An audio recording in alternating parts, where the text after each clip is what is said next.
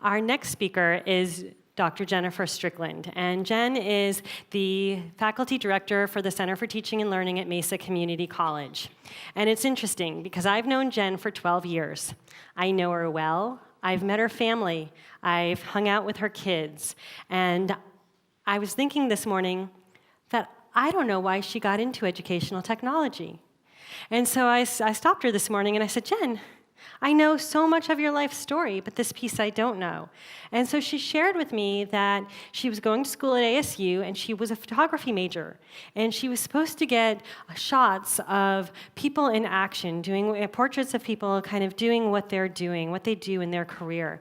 And she was riding her bike around Tempe, and she stumbled upon a schoolyard and met a teacher, and had a discussion and took some photos of this teacher.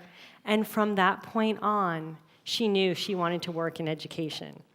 Now, Jen's going to share a bit about life hacking with you, but I can tell you that every person I meet, I try to put a little piece of them in my pocket and become a better person based on their experiences and what I learned from them. And what I've learned most from Jen over the last 12 years is how to really enjoy life. She has a joie de vivre that just transforms everyone she meets. So I can't wait for you to meet Jennifer Strickland.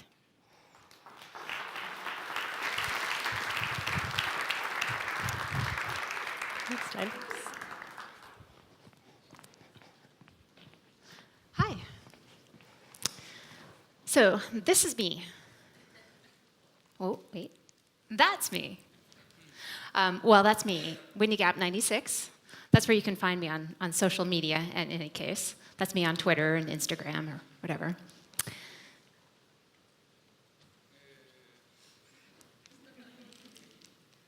Okay. But this also is me, right there. That's me in one of my most favorite places on earth. It's a place called Latigo Ranch in Kremlin, Colorado.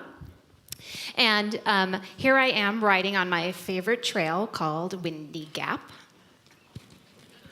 And I had the unique opportunity of being at Latigo Ranch as a guest for a Make-A-Wish vacation. I was terminally diagnosed when I was 23 years old with a rare form of liver cancer.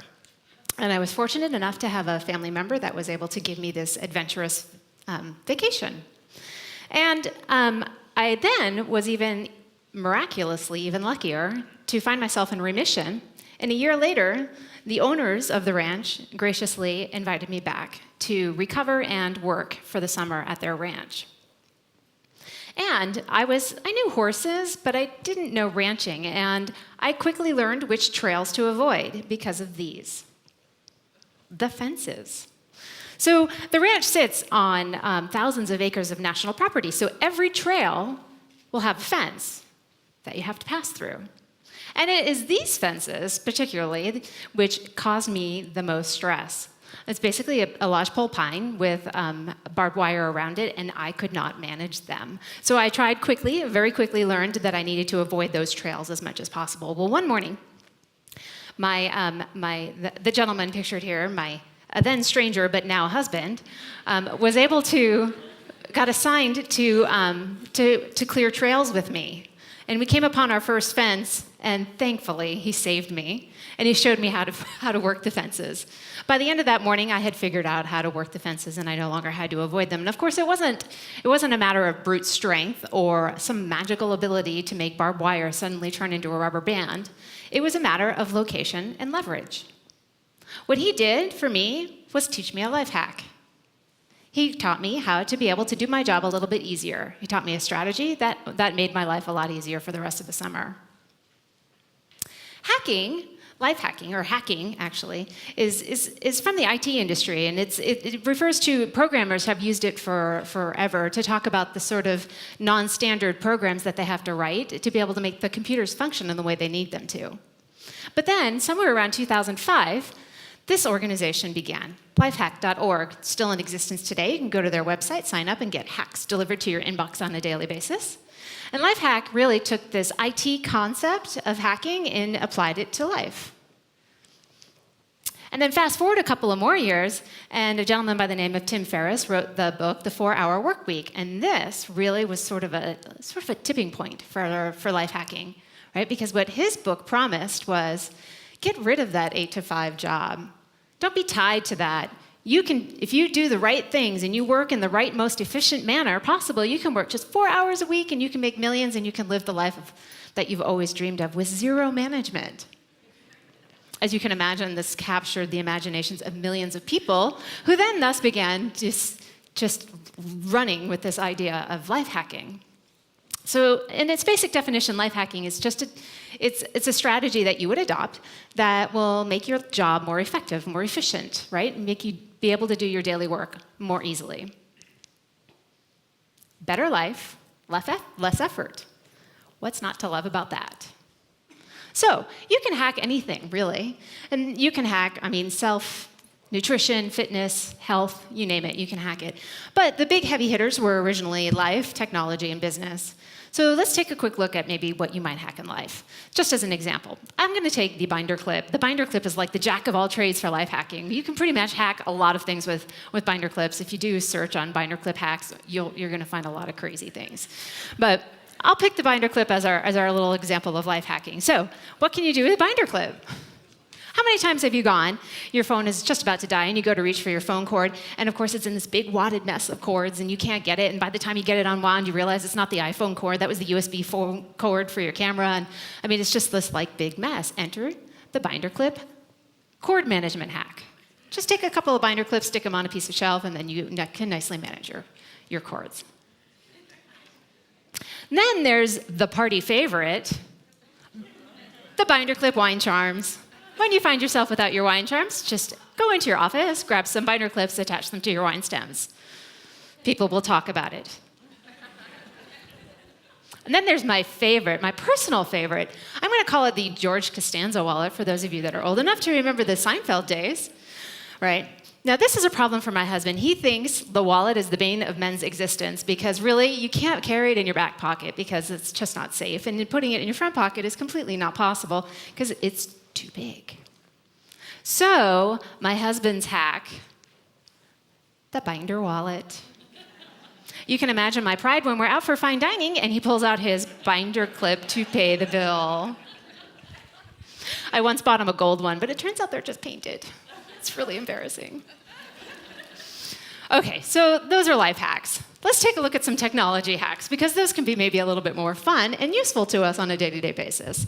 As Maricopans, we have access to a lot of technology, and one of them, when the district signed up with Google, we didn't just migrate to a new email application. We got a whole host of productivity suites. So if you use your Google Calendar, and I implore you to please use your Google Calendar, we all want to try to make appointments with you, and if we can't see your calendar, we can't make our appointments with you. But if you do make an appointment in your Google Calendar, you simply put in an address for wherever your appointment is, and Google is intelligent enough to use the location services and say to you, hey, you're sitting in your office, and traffic is heavy, and it's going to take you 25 minutes, it's time to leave.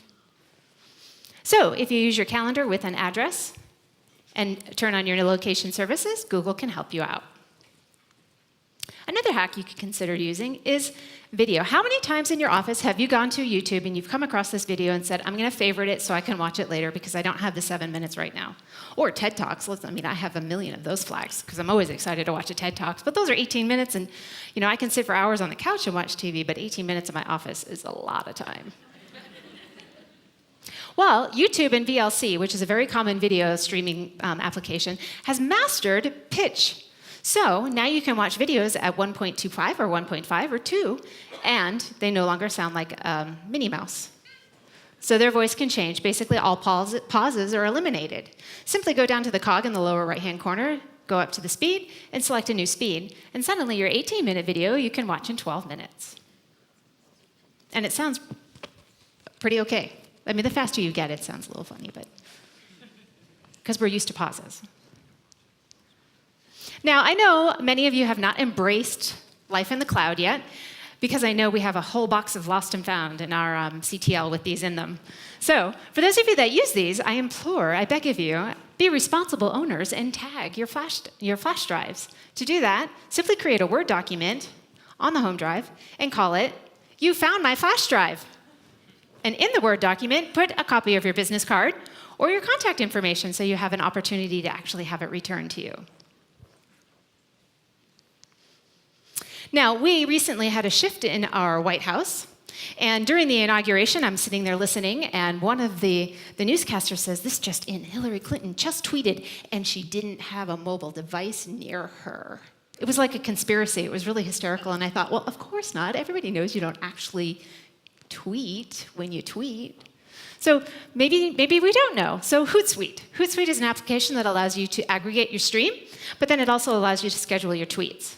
So have a sit down, write a handful of tweets, schedule them out for the next week, and then over the next week, it looks like you're working and communicating 24 hours a day.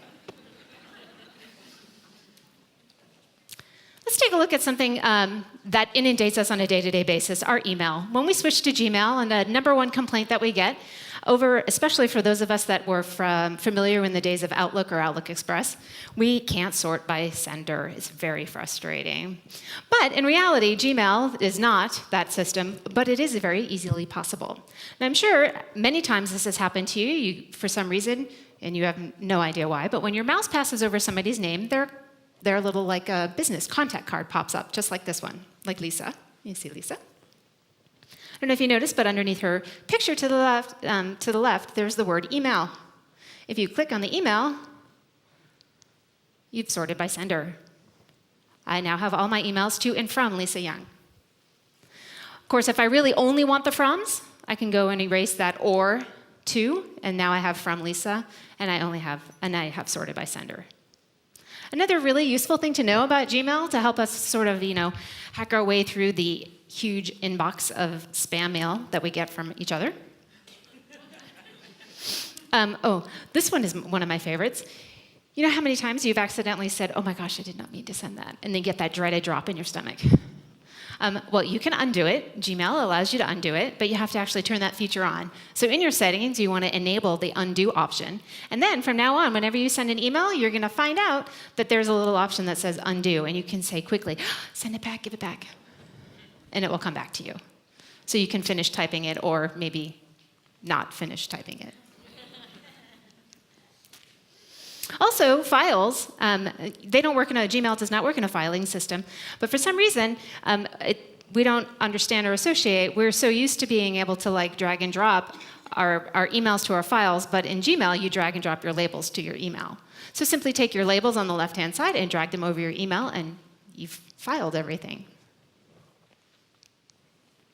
Now, you may not have known what these are, but these serve a purpose. If you have your priority flags in your email, you have these greater than symbols. If you don't, you need to go into your settings and turn on this notification.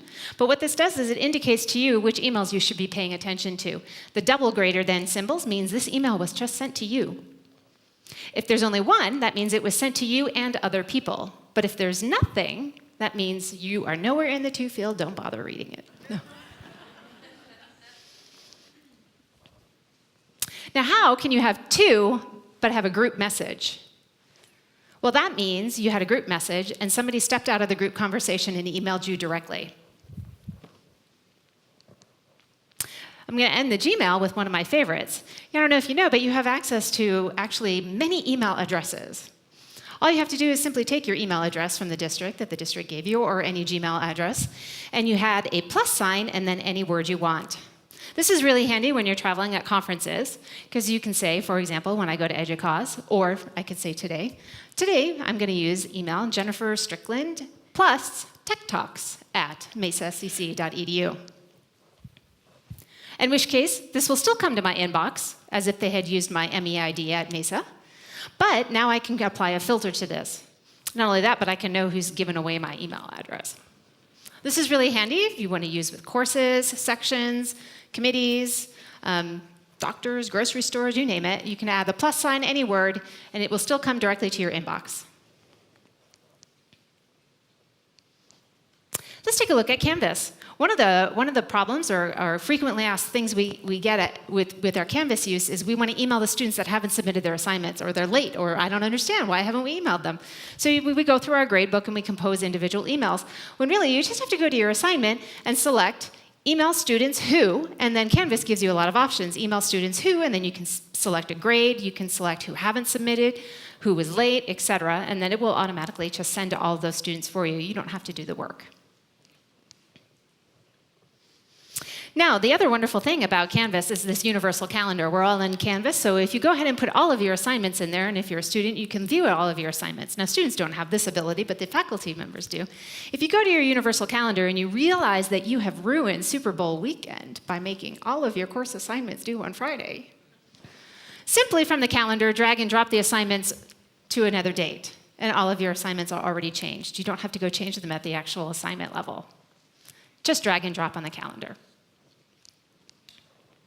This is a question we get frequently, which is, my students, I graded them already. This is common for athletes or for students that maybe are doing a grade request or a question or want to just access the course materials after they've finished or concluded the course. You simply have to go into your gradebook and show concluded students, and all of your students and all of their work will reappear. So these are some hacks that we can do in life. One of the struggles I have with life hacking culture, though, unfortunately, is effort. It seems to place high value or emphasizes the fact that anything that requires effort is kind of futile and worthless. When in fact, as educators, we know that anything worth doing requires effort. And in fact, great leaders and great thought thinkers for centuries have bestowed upon us that true character and true success comes from effort.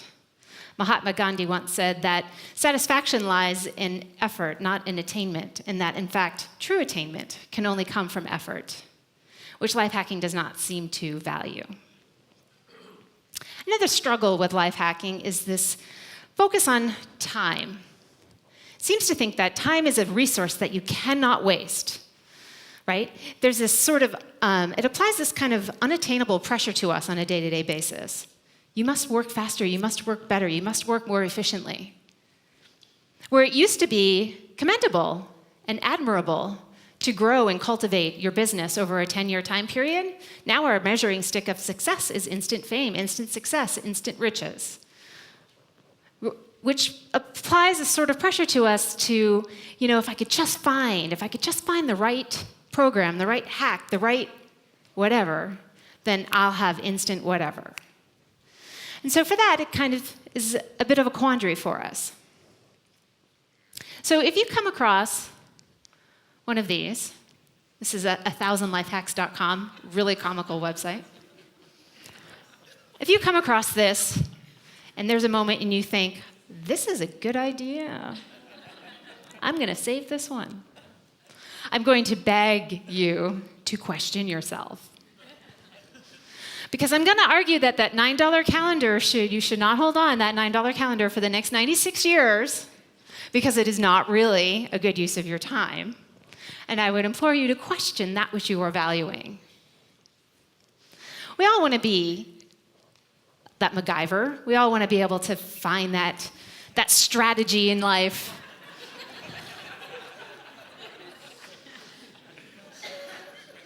We want to be that problem solver, the one that finds that thing that's like the best, the most effective strategy, the most effective technique, but not at the cost of that being the driving force. I mean, we all want to know or understand that perfect location and lever scenario, and you want to be on the lookout for those.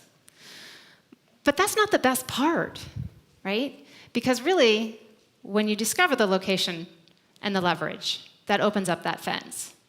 The best part is actually riding through it, getting on your saddle, and enjoying the ride. Thank you.